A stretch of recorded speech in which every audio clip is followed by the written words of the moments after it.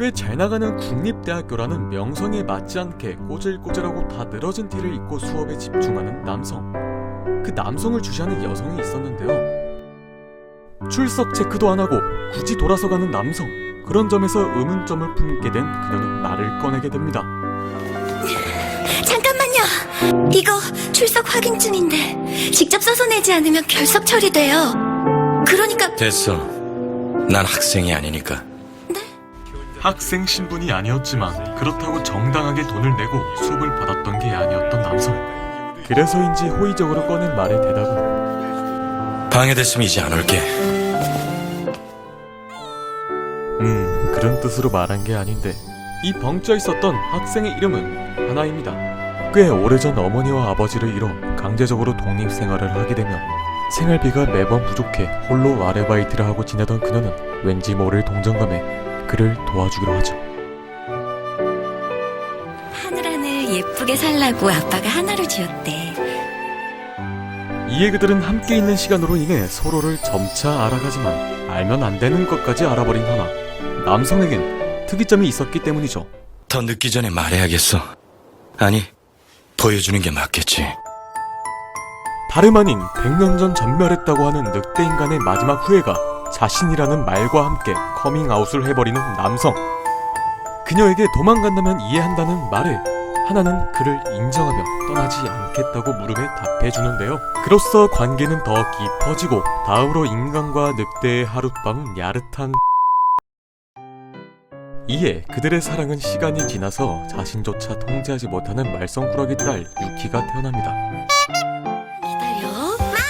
다 됐다니까. 단지 손에만 잡혔다 하면 재앙급 사고로 이어지는 누구도 말릴 수 없는 말썽꾸러기죠.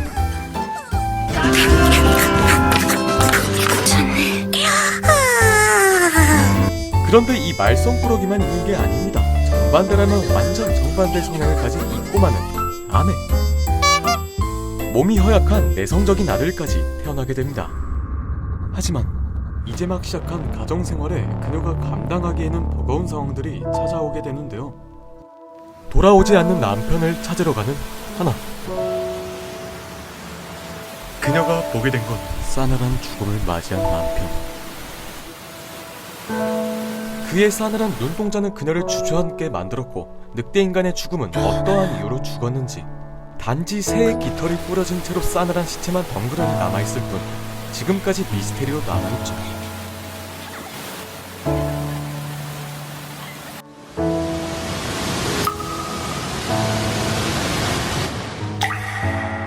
이에 딸 유키와 아들 아메를 혼자 모든 책임을 짊어지게 된 하나. 늑대와 인간의 중간에 서 있는 애들의 활기는 하나가 감당하기에는 너무 버거운 상황들이 지나치게 찾아오죠.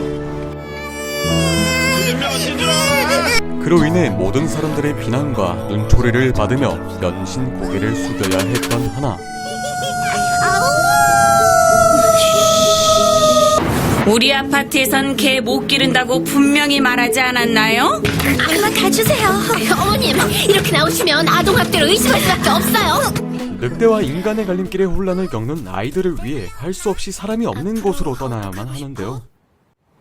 인간으로 살래? 늑대로 살래? 우리 멀리 이사가자. 늑대와 인간 사이 아이들이 선택하기만을 위해서 도시 사람들을 피해 왕복 5시간이나 걸리는 비포장 거리를 지나 도착한 곳은 시골에 다 무너져가는 집. 좀 크다. 거의 폐가 수준인 이곳을 하나는 선택하기로 하는데요. 그냥 딴 집으로 가시죠. 마을에 가면 훨씬 괜찮은 집. 마음에 들어요. 몇 날 며칠을 수리에 집중하는 하나.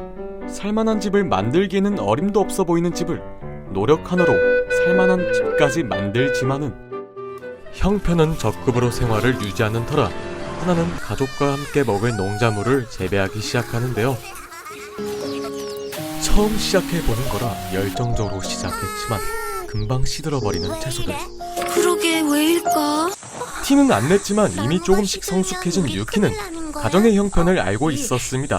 그런 기특한 모습에 귀여워하는 도중 그녀를 주시하고 있던 한 남성. 들어가 있어. 이분은 나라사키 영감님. 이곳 촌동네를 담당하시며 무엇보다 친데레이십니다. 될 일도 안 돼. 그래가지고 뭐가 되겠어? 그런가요? 하나의 행동이 마음에 안 들었던 건지 무심하게 한마디를 던지시고 다음날까지 찾아와 하나부터 10까지 한 가지씩 가르쳐주게 되죠. 정말 고맙습니다. 또 다 썩힐 작정이야? 흙부터 싹 갈아엎어. 영감님의 말씀에 최선을 다하는 하나의 피부색은 안쓰럽게도 이렇게 숯덩이로 변합니다. 새 식구 먹기엔 이 정도로 충분해요. 그리고 도시에서 내려온 그녀를 많이 좋게 봤던 다른 주민들. 조만간 편의점이 없네, 노래방이 없네 하면서 도망치겠지 뭐. 뻔하지. 이랬던 주민들은 영감님이 다녀온 이후로 자신들이 도움을 더 주려는 노력하는 모습들, 참 이상하리만큼 선의와 배품을 보여주게 되는데요. 그러니 서로 돕고 살아야지. 벌레들만 꼬이니까 말이야. 이 친구 장난하네. 팍팍 뿌려야지. 이뿐만이 아니었죠. 다른 주민들과 달리 하나가 기른 텃밭은 아주 건강하게 아무 이상 없이 수확을 할 수 있었습니다. 근데 하나 신의 밤만 무사하니 참 신기하지? 제일 산속에 사는데 말이에요. 하나는 늦은 저녁에서야 이 상황들이 모두 이해할 수 있었습니다. 자신의 텃밭에 나라사키 영감님이 가꾸어 주시는 모습을 발견해서 말이죠. 받아도 도로 가져가면 내가 아버지한테 혼난다고. 네, 어르신한테요? 마을 주민들의 선의와 배품도 모두 나라사키 영감님의 지시였던 것을 알게 된 하나. 츤츤거리는 영감님을 보자 웃음이 절로 나오는데요. 유키네한테 어찌나 마음을 쓰시는지 반하신 거죠. 그랬던 거였구나. 그 덕에 어느 정도 생활의 불편함이 없어지며 그토록 원하던 유키의 학교의 생활이 시작됩니다. 대신 하나는 유키와 한 가지 약속을 하게 되는데, 하지만 무슨 일이 있어도 늑대로 변하지 않기 알고 있다니까 엄마. 약속한 거다. 알았어. 그 약속 유키는 과연 지킬 수 있을까요? 뭐 두고 보면 알겠지만요. 첫 입학의 신이나 주체할 수 없는 에너지 산만하죠. 이건 누가 풀어볼까? 그 에너지는 친구들과 친해지기 참 좋은 조건이었죠. 가끔 친구들을 놀리키는 것만 빼면 말입니다.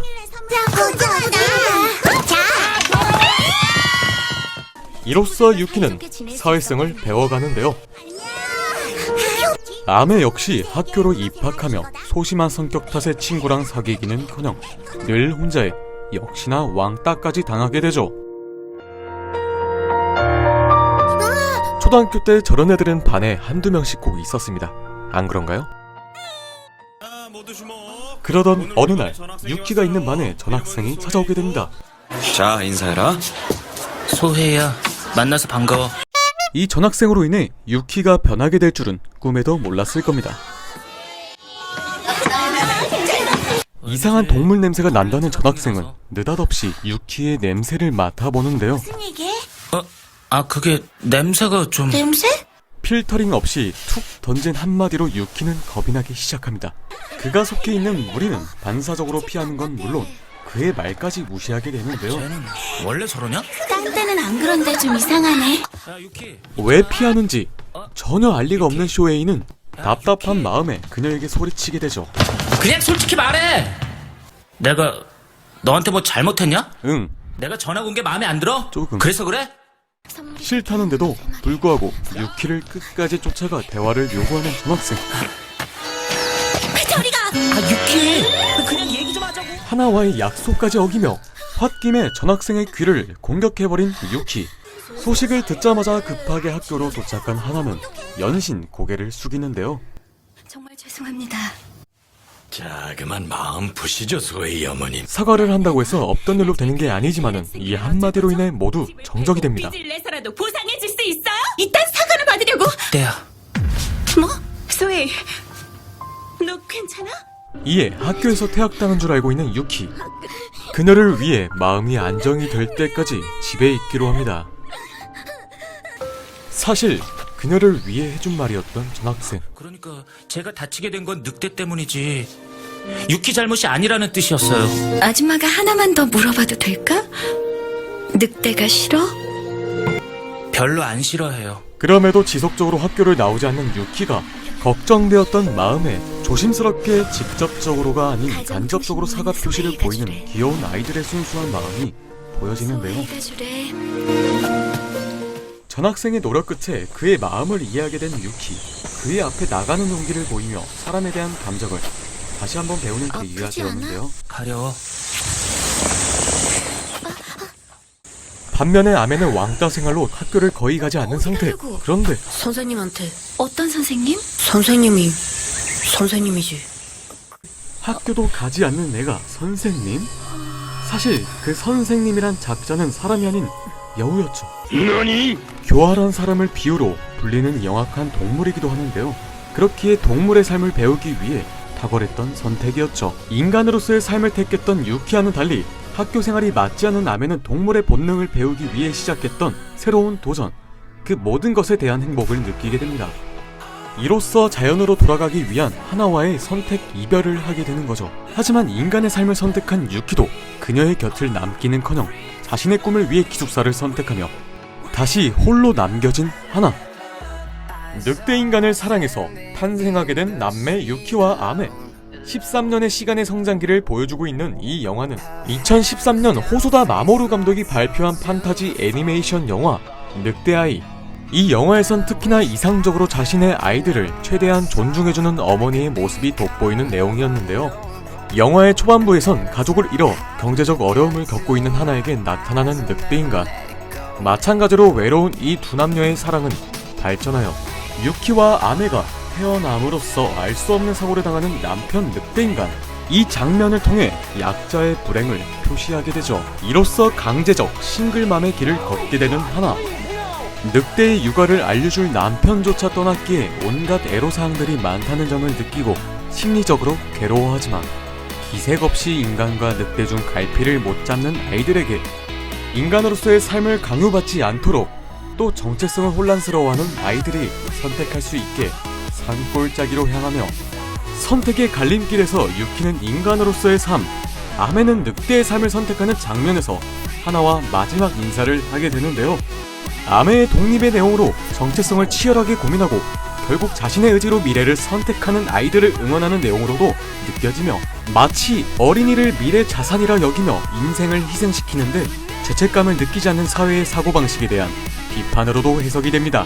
늑대 인간에게 우연히 일어났던 사고는 자연스러운 운명이라고 말할 수 있으며 마찬가지로 아메가 그녀의 곁을 떠남으로써 정체성을 치열하게 고민하고 결국 자신의 의지로 미래를 선택해 독립하는 현대 아이들을 응원하는 내용으로도 해석이 되는 영화였습니다.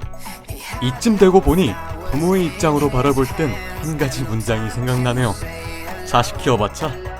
자식들의 갈림길에서 부모의 역할이 필요하다라는 부분을 강조하는 이 영화에선 부모가 자식에게 가져야 할 태도라는 것을 알려주는 것이 아니었을까요? 여러분들은 자신이 선택한 것에 책임감을 가지고 계신가요?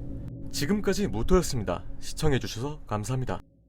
하지만 괜찮아. 아멘 다 컸어.